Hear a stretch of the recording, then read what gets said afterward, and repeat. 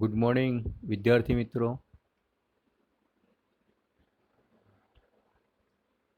આજે આપણે ધોરણ 10 વિષય કમ્પ્યુટર અધ્યયન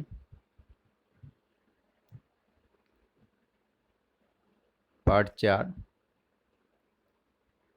HTMLમાં યાદી અને કોષ્ટકનો ઉપયોગ.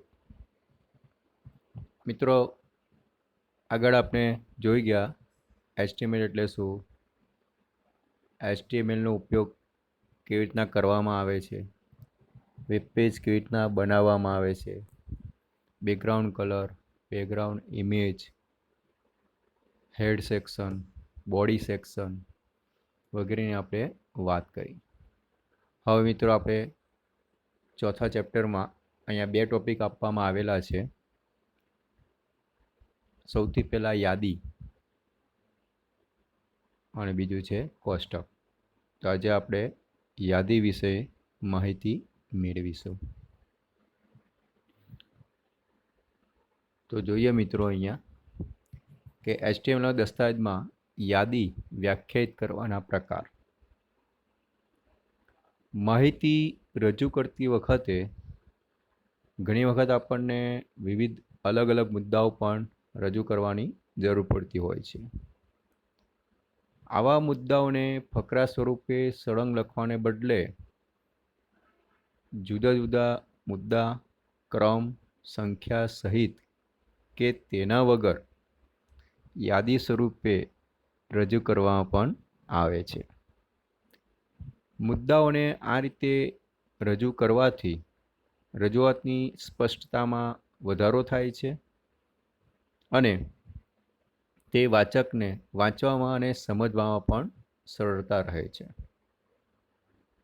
તો મિત્રો, આપણે જ્યારે પણ બજારમાં અમુક ચીજ વસ્તુઓ ખરીદવા જતા હોઈએ છીએ ત્યારે આપણે એક લિસ્ટ એટલે કે યાદી બનાવતા હોઈએ છીએ. તો આ યાદી તમે જોઈ શકો તો અહીંયા ઉદાહરણમાં આપેલું છે, different dishes, Gujarati, south Indian, Chinese, Italian, Mexican, થાઈ. તો આ જે અહીંયા લિસ્ટ આપવામાં આવેલું છે એક હોટલનું લિસ્ટ છે કે એમાં અલગ અલગ ડીશ છે. તો આ જે યાદી છે એ યાદી આપણે કેવી રીતના બનાવવાની, એની અલગ અલગ જે રીત છે એ આપણે જોવાની છે. તો HTMLમાં યાદીના મુખ્ય 3 પ્રકાર છે. પહેલું છે ક્રમબદ્ધ યાદી એટલે કે ઓર્ડર લિસ્ટ.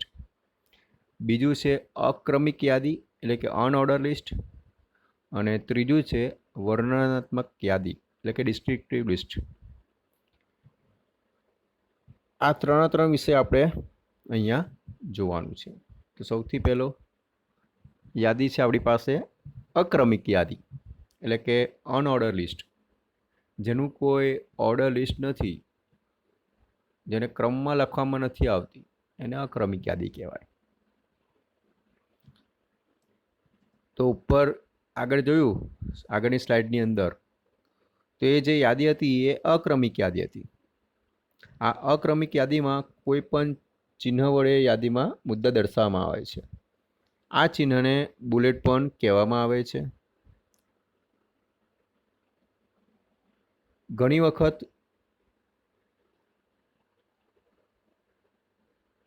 અક્રમિક યાદી તૈયાર કરવા માટે જે ટેગ વપરાય છે એ યુએલ અને સ્ટેશ યુએલ ટેગની વચ્ચે એને લખવામાં આવે છે.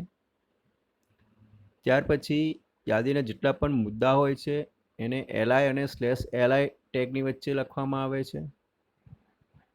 તો આ મિત્રો અહીંયા ફરીથી એક યાદી બનાવેલી છે. એ યાદી અક્રમિક યાદી દર્શાવે છે. ઉપર એનું હેડિંગ છે different dishes, Gujarati, Punjabi, south Indian, Chinese, Italian, Mexican અને થાઈ. તો મિત્રો, તમે આગળ જોઈ શકો છો કે જે અહીંયા લિસ્ટ આપવામાં આવેલું છે એની આગળ એક બુલેટનું ચિહ્ન આપવામાં આવેલું છે, ડેટ મીન્સ કે આ જે યાદી છે એ અક્રમિક યાદી છે. સામાન્ય રીતે ભરેલું ગોળ ચિહ્ન એ બુલેટ તરીકે દર્શાવવામાં આવે છે. અને આ ચિહ્નને બદલવું હોય તો તમે યુએલ ટેગની સાથે ટાઈપ ગુણધર્મનો ઉપયોગ કરીને તમે એને બદલી શકો છો. તો મિત્રો એને જો તમારે બદલવું હોય તો એના માટે 3 ગુણધર્મો છે. પહેલું ભરેલું ગોળ, બીજું ખાલી ગોળ એટલે કે ડિસ્ક, અને ત્રીજું ચોરસ એટલે કે સ્ક્વેર. આ 3 બુલેટ તમે અક્રમિક યાદીમાં દર્શાવી શકો છો. તો મિત્રો આપણે અહીંયા આ જે અક્રમિક યાદી છે એ કેવી રીતના લખાય તેની આપણે અહીંયા ચર્ચા કરીએ. તો અહીંયા ઉદાહરણ છે મિત્રો, તમે ધ્યાનથી જોજો. HTML, ત્યાર પછી કોમેન્ટ લાઇન છે, ત્યાર પછી body, font colour equals to blue, H1 and unorder list અને /H1 પૂરું એટલે કે આપણું હેડિંગ છે. /ફોન્ટ ઓવર, ત્યાર પછી કોમેન્ટ, ત્યાર પછી UL. ડેટ મીન્સ અહીંયા આગળ અનઓર્ડર લિસ્ટ દર્શાવવામાં આવેલું છે. એની ફોન્ટ સાઇઝ 6ની છે એટલે 6. ત્યાર પછી B એટલે બોલ્ડ, LI હવે આ લિસ્ટ છે આપણું. તો પહેલું ચોકલેટ, ત્યાર પછી નોટબુક, ત્યાર પછી પ્રેક્ટિસ બુક, ત્યાર પછી બોલ પેન અને ત્યાર પછી માર્કર. તો આ લિસ્ટ છે એટલા માટે આગળ LI અને પાછળ /LI. આપણે આગળ જોઈ ગયા કે કોઈ પણ અનઓર્ડર લિસ્ટ બનાવવું હોય તો શરૂઆતમાં UL લખાય અને લાસ્ટમાં /UL લખાય. તો અહીંયા મિત્રો તમે જોઈ શકો છો. અને જે લિસ્ટ તમે બનાવો તો લિસ્ટમાં LI અને પાછળ /LI લખો એટલે તમારું જે લિસ્ટ છે તૈયાર થઈ જાય. /ફોન્ટ ઓવર કરો, /UL ઓવર કરો, કોમેન્ટ, ત્યાર પછી /બોડી અને /HTML. આ ફાઇલને તમે તમારા જે તે નામ છે એ નામથી તમે સેવ કરી શકો છો. અને .html લખવાનું ભૂલતા નહીં, કારણ કે .html એ હાઇપરટેક્સ્ટ માર્કઅપ લેંગ્વેજનું ફાઇલનું એક્સટેન્શન છે. એટલે ફાઇલ એક્સટેન્શન તમારે હંમેશા યાદ રાખવાનું, .html ફાઇલનું નામ અને ત્યાર પછી .html કમ્પલસરી તમારે લખવું. અને ત્યાર પછી એને બ્રાઉઝરમાં તમે ઓપન કરો તો તમને આ રીતનું એનું આઉટપુટ જોવા મળશે. એન્ડ અનઓર્ડર લિસ્ટ જે બ્લુ કલરનું હતું, ત્યાર પછી જે લિસ્ટ છે એ લિસ્ટમાં આપણે કંઈ લખ્યું નહોતું આગળ કે UL અનઓર્ડર લિસ્ટ કેવા પ્રકારનું બનાવવું છે. તો જે બાય ડિફોલ્ટ છે ભરેલું સર્કલ એટલે ગોળ જે સર્કલ છે એ બાય ડિફોલ્ટ લઈ લે છે. અને ત્યાર પછી જે લિસ્ટ તમે લખ્યું છે એ તમે અહીંયા જોઈ શકો છો. તો આ રીતના મિત્રો અહીંયા અક્રમિક યાદી કેવી રીતના બનાય તેના વિશે આપણે ચર્ચા કરી. હવે મિત્રો તમને એવું થાય કે આગળ ડોટ છે એટલે કે બુલેટ છે, બુલેટની જગ્યાએ તમારે એ બુલેટ બદલવું છે અને એની આગળ જે સિમ્બોલ છે બુલેટ એની આગળ તમારે સ્ક્વેર રાખવો છે એની જગ્યા પર. તો તમારે ફક્ત એટલું લખવાનું UL type equals to square એટલે જે બુલેટ છે એની જગ્યાએ સ્ક્વેર આવી જશે. હવે માની લો કે આ ભરેલું સર્કલ છે એની જગ્યાએ ખાલી સર્કલ જોઈતું હોય તો એના માટે તમારે લખવું પડે UL type equals to circle. તો અહીંયા ખાલી જે સર્કલ છે એ તમને જોવા મળી શકે. એટલે 3 એના ગુણધર્મ તમે અહીંયા વાપરી શકો છો. હવે આગળ આપણે ચર્ચા કરીએ વર્ણનાત્મક યાદી એટલે બુલેટ વગરની યાદી. એમાં કોઈ પણ જાતનું બુલેટ આપણે જોઈતું નથી અને યાદી આપણે બનાવી છે. તો એના માટે તમારે અહીંયા વર્ણનાત્મક યાદી એટલે કે બુલેટ વગરની યાદી એના વિશે આપણે જોઈએ. જો કોઈ કિસ્સામાં તમારે યાદીમાં મુદ્દાની આગળ કોઈ પણ જાતની બુલેટ ન દર્શાવવું હોય એવું તમે ઈચ્છતા હો તો તમે DL અને /DL ટેગનો ઉપયોગ કરીને વર્ણનાત્મક યાદી તૈયાર કરી શકો છો. DLનો મિનિંગ અહીંયા એવો થાય છે ડિસ્ક્રિપ્શન લિસ્ટ. વર્ણનાત્મક યાદીની અંદર વિવિધ મુદ્દા રજૂ કરવા આપણે દરેક નવા મુદ્દાને DT અને /DT ટેગનો ઉપયોગ કરી શકીએ છીએ. એટલે તમારે લિસ્ટ બનાવવું હોય તો DL અને /DL અને ત્યાર પછી અંદર જે યાદી તમારે દર્શાવી છે મુદ્દા તો એના માટે DT અને /DTનો ઉપયોગ કરવામાં આવે છે. અને ત્યાર પછી જો એના પેટા વિભાગ હોય તો તમે એને ડીડી અને સ્લેશ ડીડી તરીકે પણ એ દર્શાવી શકો છો મિત્રો અહીંયા. તો આપણે અહીંયા જોઈએ, પહેલાં આઉટપુટ જોઈએ મિત્રો. જુઓ અહીંયા કે પહેલાં સર્કલ છે, પછી ડિસ્કનો ઉપયોગ કરેલો છે, ત્યાર પછી ડિસ્ક્રિપ્ટિવ જે લિસ્ટ છે એનો ઉપયોગ કરેલો છે વિધાઉટ બુલેટ્સ, એટલે કે વર્ણનાત્મક યાદી. જે પહેલું છે એ ડિફોલ્ટ બુલેટ આવે, બીજી જે છે એ સર્કલ બુલેટ છે, અને ત્રીજું છે સ્ક્વેર, જે આપણે આગળ જોઈ ગયા અક્રમિક યાદી. બરાબર, કે યુએલ અને સ્લેશ યુએલ, અને એમાં ટાઈપ લખવાનું ડિસ્ક, સર્કલ અને સ્ક્વેર. આ રીતના તમે એને જોઈ શકો છો આઉટપુટમાં. અને ત્યાર પછી જે નીચે આપેલું છે ડિસ્ક્રિપ્ટિવ લિસ્ટ, તો એનો અહીંયા કે રીતના ઉપયોગ થાય છે તે બતાવેલો છે મિત્રો. તમે અહીંયા જોઈ શકો છો. અહીંયા કોડિંગ ઘણું લાંબુ છે. ઉપરનું જે કોડિંગ છે એ તો આપણે જોઈ શકીએ છીએ, પણ જે પાછળનું જે સેકન્ડ પાર્ટ છે હું તમને બતાવું.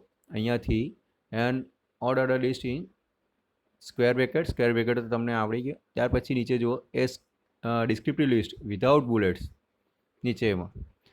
બરાબર, તો એમાં DL font size equals to 6, B એટલે બોલ્ડ, ડીટી.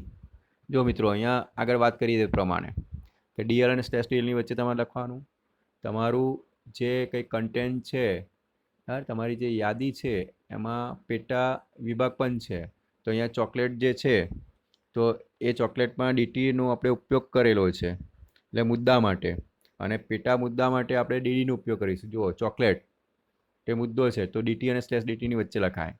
ત્યાર પછી એનો પેટા વિભાગ એટલે ચોકલેટની જે ફ્લેવર છે એ અલગ અલગ ફ્લેવર છે, તેના પેટા વિભાગ થયા. તો પેટા વિભાગ હોય તો એને ડીડી અને સ્લેશ ડીડીની વચ્ચે લખવામાં આવે છે. આ બે ટેગ તમારે યાદ રાખવાના છે કે વર્ણનાત્મક જે યાદી છે એ યાદી બનાવવા માટેનો ટેગ કયો, તો ડીએલ અને સ્લેશ ડીએલની વચ્ચે. તમારું જે મુદ્દા લખવા હોય એ ડીટી અને સ્લેશ ડીટીની વચ્ચે. અને ત્યાર પછી તમારે જે પેટા મુદ્દા લખવા હોય તો ડીડી અને સ્લેશ ડીડી ટેગનો તમારે ઉપયોગ કરવાનો રહે છે. તો આ રીતના સેકન્ડ પણ છે ડીટી આઈસ્ક્રીમ સ્લેશ ડીડી, એમાં ફ્લેવર છે વેનીલા અને ચોકલેટ ચિપ્સ, તો એ ડીડી અને સ્લેશ ડીડીની વચ્ચે લખેલું છે. ત્યાર પછી ડ્રાય ફ્રૂટ્સ, તો એ તમારો મુદ્દો છે, એમાં પેટા મુદ્દાની અંદર જોઈએ તો આલમંડ્સ અને કેસ્યુ નટ્સ એ તમારું પેટા મુદ્દો છે, તો ડીડી અને સ્લેશ ડીડીની વચ્ચે તમે લખી શકો છો. અને લાસ્ટમાં બોલ્ડ પૂરું કરો, ફોન્ટ પૂરા કરો, સ્લેશ ડીએલ, સ્લેશ બોડી અને સ્લેશ HTML. તો આ રીતના તમે વર્ણનાત્મક જે યાદી છે, બરાબર, તો એના વિશે તમે અહીંયા જોયું. અને આ રીતના જે ડિસ્ક્રિપ્ટિવ લિસ્ટ છે એ તમે અહીંયા જોઈ શકો છો મિત્રો. તો આ રીતના અહીંયા આપણે બે ટોપિક આજે શીખ્યા, અક્રમિક યાદી અને બીજું વર્ણનાત્મક યાદી. તો મિત્રો અહીંયા આટલું રાખીએ છીએ. ત્યાર પછી યાદીની અંદર આપણે આગળ જોઈશું ક્રમબદ્ધ યાદી, એટલે કે ઓર્ડર લિસ્ટ. ઓર્ડર લિસ્ટમાં અલગ અલગ રીતે તમે યાદી કઈ રીતના બનાવી શકો છો તેના વિશે આપણે ચર્ચા કરીશું. અને ત્યાર પછી નેસ્ટેડ યાદી, એટલે કે લિસ્ટની અંદર બીજું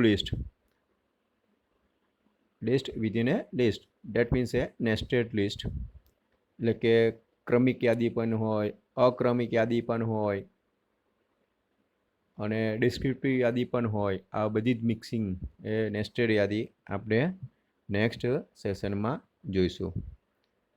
ત્યાં સુધી મિત્રો